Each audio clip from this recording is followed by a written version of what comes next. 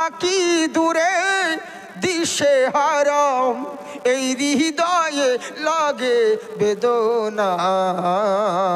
নবী তোমায় কত ভালোবাসি, সেটা আমি ছাড়া কেউ জানে না। সুবহানাল্লাহ বলেন। ও জনের কোকিল ডাকে যখন বনে, তোমার ছবি ভাসে দুই নয়নে। তোমার বনের কোকিল ডাকে যখন বনে, তোমার ছবি ভাসে দুই নয়নে। নাই কুল কিনারা থাকি দিশে হারা, আমি হারিয়েছি আসল ঠিকানা। নবী তোমায় কত ভালোবাসি, সেটা আমি ছাড়া কেউ জানে না। নূর নবীজির শান শোনো মুসলমান, নাজিল হলো জিনার প্রতি 30 পারা কোরআন। আল্লাহ কোরআনে বলেন নবীজির শানে, বাড়ালাম সম্মান তোমার দোনো জাহানে। সুবহানাল্লাহ বলেন। ভালো চেক। হ্যাঁ হ্যাঁ, তোমার আওয়াজ কমাচ্ছ নাকি? কমাচ্ছ বলাচ্ছ নাকি? ঠিক আছে, আকাশ রকম মনে হচ্ছে যে। হ্যাঁ, আল্লাহ কোরআনে বলেন নবীজির শানে, বাড়ালাম সম্মান তোমার দোনো জাহানে। না পড়ে কোরআন, না পড়ে কোরআন, বুঝবে কি ফরমান? নবীর গুস্তাক ওয়াহাবি নাদান। নূর নবীজির শান শোনো। যাই হোক, বাচ্চা 200 টাকা দিয়েছে, আল্লাহ তুমি তার নেকদানকে কবুল করুক। আমার নবীর শান জিনার প্রতি নাজিল হলো 30 পারা কোরআন। তাই আমার করলো কি, কোরআন পড়তে পড়তে আল্লাহ রসুলের সাহাবী বলছে, শুনুন গো ইয়া রাসূলুল্লাহ, নবী গো আপনি ঠিকই বলেছেন। বলে কি হয়েছে? তুমি নামাজ ছেড়ে দিয়ে ডাকতে পারতে, কিন্তু কেন ডাকলে না? তখন আমার সাহাবী বলে, ইয়া রাসূলুল্লাহ, ইয়া হাবিবাল্লাহ, নবী গো আমি এরই জন্যেই নামাজ পড়তেছিলাম, এরই জন্যে ডাক দিই নাই। কারণটা হলো আমার মনে মনে চিন্তায় পড়ে গেলাম। আমি যখন নামাজের মধ্যে ছিলাম, নামাজের মধ্যে সূরা রহমান তেলাওয়াত করতেছিলাম। আর রহমান আল্লামাল কোরআন, খলাকাল ইনসানা আল্লামাহুল বায়ান, আশ-শামসু ওয়াল কমারু বিহুসবান, ওয়ান নাজমু ওয়াশ-শাজারু ইয়াসজুদান। আমি সূরা রহমান তেলাওয়াত করতেছিলাম, এত মধুর লাগতেছিল, এত মজা লাগছিল, মনে হচ্ছিল নিজের জীবন চলে যায় তবু রাজি। বেঁচে থাকাকালীন আমি নামাজ ছাড়বো না। সুবহানাল্লাহ বলেন। ও যখন না, তাই আমি কসম আল্লাহর বলি হুজুর, মত মজা লাগতেছিল, মনে হচ্ছিল আজকে জীবন চলে যায় তবু রাজি, কিন্তু নামাজ ছাড়বো না। আমার নবী বলেন, ঠিক আছে, তাহলে কি তোমার নামাজ কমপ্লিট হয়ে গেছিল?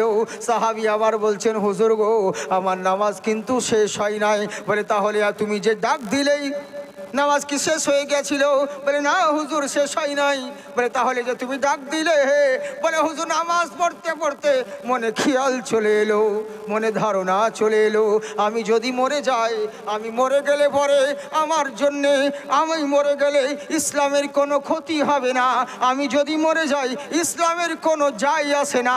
ওরে আমার মতন হাজার সাহাবী যদি মরে যায়, ইসলামের কোনো ক্ষতি হবে না, কোনো জুলুম হবে না। কিন্তু আমার কারণে নবীর গায়ে যদি আঁচ লেগে যায়, তাহলে জেনে রাখো ইসলামের ক্ষতি হয়ে যাবে। আর আমার কারণে যদি নবীর গায়ে আঁচ লাগে, আমি কিয়ামতের দিন আল্লাহকে জবাব দিতে পারবো না। কেননা বনের পশুরা পর্যন্ত মদিনার সাহাবীদের ইজ্জত করতেন, কতটা ভালোবাসতেন। বনের হিংস্র পশুরা এরা পর্যন্ত মদিনার সাহাবীদেরকে ইজ্জত করতেন।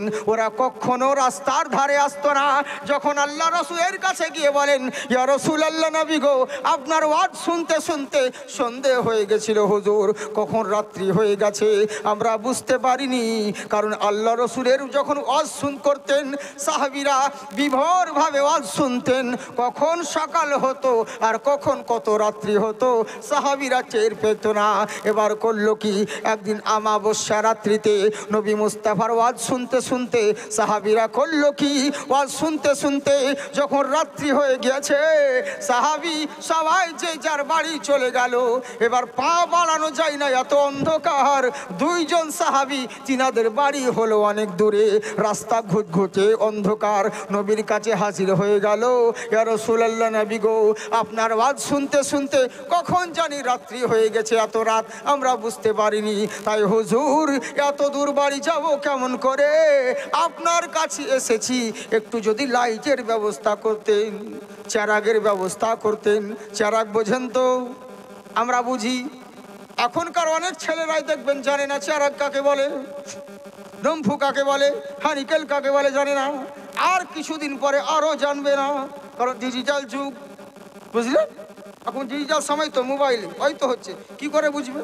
আগেকার মানুষ পুরাতন কথা যদি বলেন, এখনকার ছেলে মেয়েরা অনেকে কিছু জানে না। এরা কি জানে? শুধু মোবাইল, ওই ঘুঘু ঘুঘু ঘুঘু ঘুঘু ফু ফু ফু, এতে করতে ব্যস্ত, এতে তো সময় নষ্ট। ছেলে আর মেয়েরা ওসব কিছু আগেকার কথা জানেই না, যে কি হয় না হয় যেগুলো বুঝেই না। বহুত মানুষ আছে এরকম, বুঝলেন? চারাক যাচ্ছে, তাই আল্লাহ রসুলের কাছে গিয়ে বলেন, ইয়া রাসূলুল্লাহ নবী গো, আপনি যদি চারাগের ব্যবস্থা করতেন, লাইটের ব্যবস্থা করতেন, তাহলে আমরা কোনো রকম দুইজনেই বাড়ি চলে যেতাম। নবী আমার বললেন, শোনো, আমার বাড়িতে আমি নবী হতে পারি, কিন্তু বাদশাহী চাল চলন আমি করি না। আমার বাড়িতে হাজারটা লাইট থাকে না, কারণ একটা মাত্র চারাক, ওতেই লোককে তেল দিতে দিতে সময় মতো নিজের তেল থাকে না, আর তোমাকে দিই কি করে? কিন্তু যখন এসেছো আমার কাছে, খালি হাতে ফেরত দিব না, একটা ডাল ভেঙে নিয়ে আসো, ডাল ভেঙে নিয়ে আসো। সাহেব বলছে, হুজুর ডাল নিয়ে কি করবো? গাছের ডাল ভেঙে কি করব? আপনার কারণ এখানে মদিনার রাস্তাতে কোনো হিংস্র পশুর উৎপাত নাই, কারণ মদিনার রাস্তাতে কোনো পশুই তো আসতো না। কেন? কারণ পশুরাও জানতো এই রাস্তা দিয়ে নবীর সাহাবীরা হেঁটে যাবে, এদের যদি কামড়িয়ে দিই খোদার দরবারে জবাব দিতে হবে। এই ভয়ে মদিনার রাস্তাতে কোনো হিংস্র পশুরা পর্যন্ত পা বাড়াতো না। তাই আমার সাহাবী বলল, হুজুর গো, কথাটা যখন বলছি তখন কমপ্লিট করেই দিই।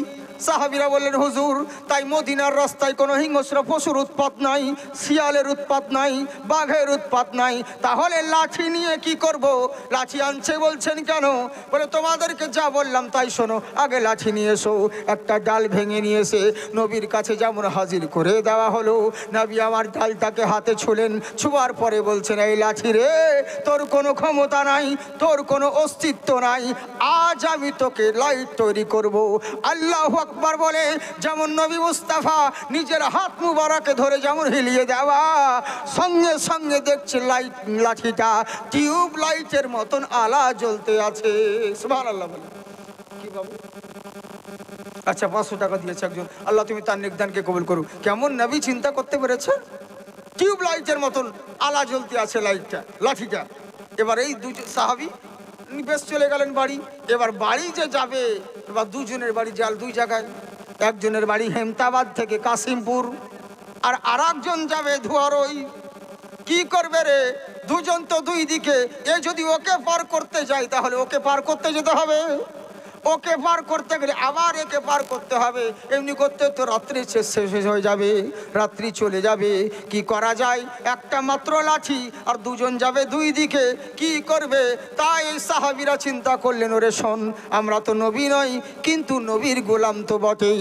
লাঠিটাকে ধরে নিয়ে কি করলেন, রাস্তার ধারে একটা খেজুর গাছ ছিল, খেজুরের ডাল ভাঙলেন, পাতাগুলোকে ছিঁড়ে ফেলে দিলেন।